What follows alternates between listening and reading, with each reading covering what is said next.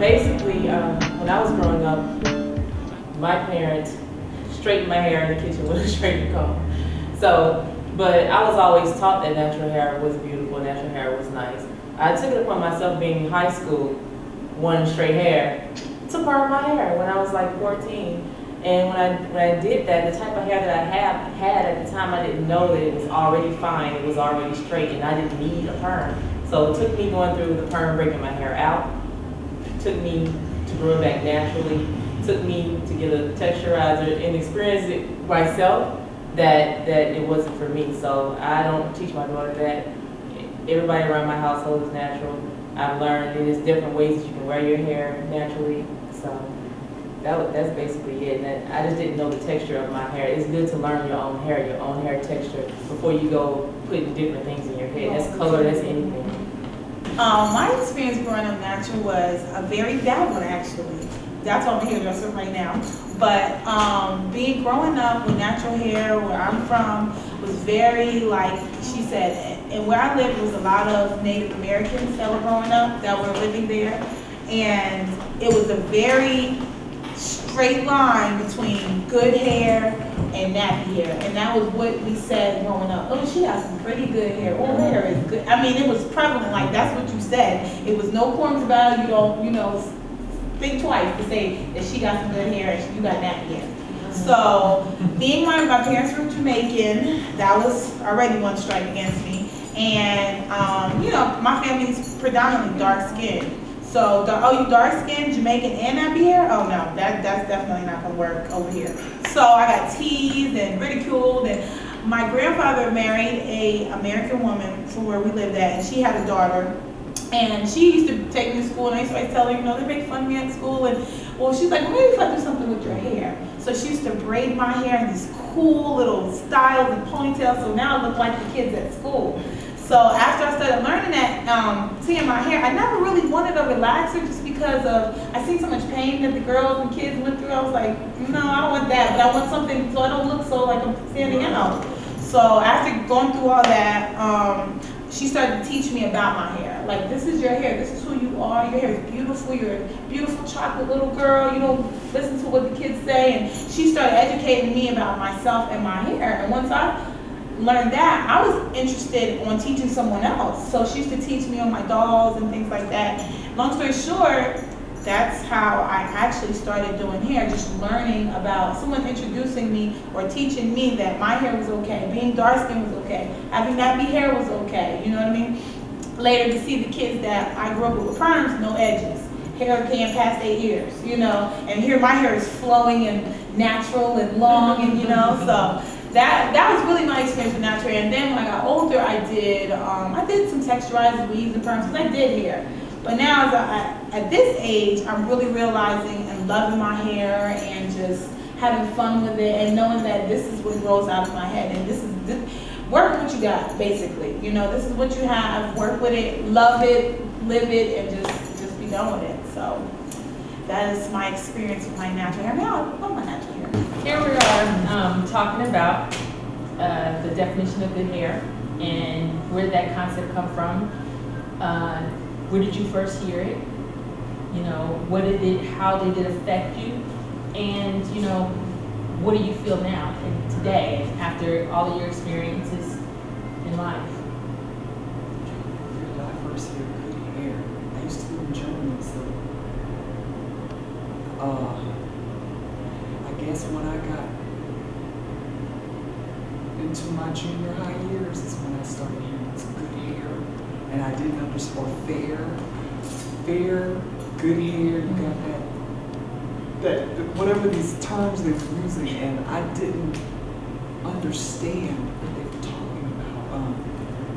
I didn't understand that people with a different texture of hair seem to get this better treatment than people with this really kinky hair. But I don't know,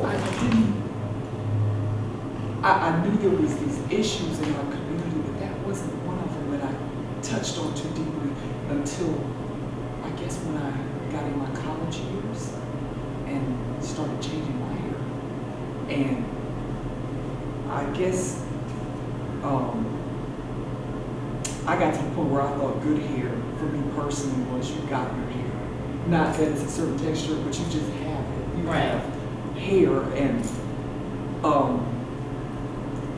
I don't know. It's still. I think I'm getting more into this now than I did earlier in my earlier years. I'm 39, so when I locked is when I started seeing the politics in the hair. I didn't really see it before, but then I was perming my hair and didn't get here to the States until like 78, 79. So I wasn't hearing too much of it. And I started hearing this about, you know. What I think more that I started to see is black people not understanding what their own hair looks like.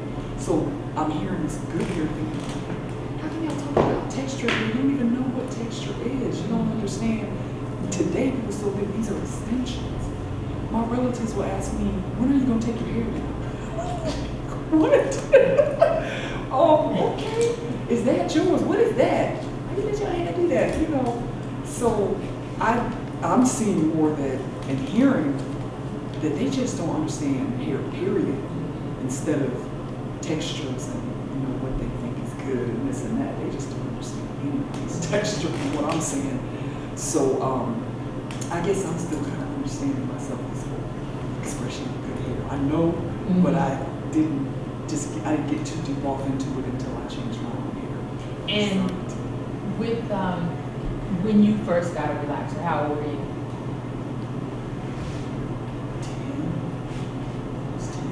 10. And is that something you consciously asked for? I mean, was it something you asked for? My mom, she just started doing my hair, perming it, and she kept perming it until my senior year in high school. I didn't ask for it. She just did it. And that was that. And did you have any feelings about it? I mean, or was it just that you just did it because that was what you were supposed to do? At the time, what I was going through, I didn't know about natural hair. I didn't. I think that's all I knew was permanent. And then being around white people, so I wanted my hair just to be fabulous. I wanted it to just be straight and flow, and I didn't see a lot of natural. I guess I didn't realize that was an option. Just, I knew that our hair came out curly, curly, kinky, and permanent. And it grows out and we keep permanent and doing all this stuff to it. So it's protocol. I went with I just didn't know it was an option. I just knew that I had the permed hair, and if you have permed hair, it just better be as straight as it better be Oprah. You know, it better be the most permed out hair and fabulous, and it cannot do that frizz. And so I got caught up. I definitely got caught up. Yeah, and it was hell coming out of this. It's very mental coming out of it. I was dreaming from it. I would dream about having blonde hair when I went natural, and I was like, wow, this is deep. This is deeper than just getting rid of blonde hair. It's mental. So yeah, but no, it wasn't a choice. I just got wrapped up into it until I realized that it was a choice. Yeah, I didn't know about braiding. I didn't know. I'd seen dreads, but 15 years ago, if you told me I looked like this, 15 years later, I would be like, yeah. I'm like, no.